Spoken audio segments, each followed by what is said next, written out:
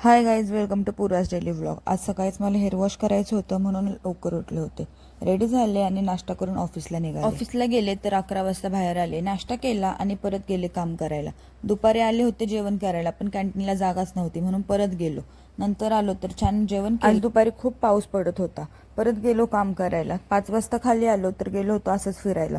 तिकडून आलो, वरती गेलो. 7:30ला सुटले होते मी ऑफिसवरून. खाली येऊन बघते तर खूप पाऊस पडत होता म्हणून येऊन बाहेर थांबलो होतो.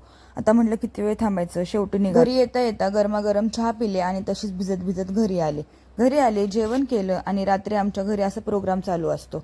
माझी बहीण डान्स करत होती, तिचाच व्हिडिओ.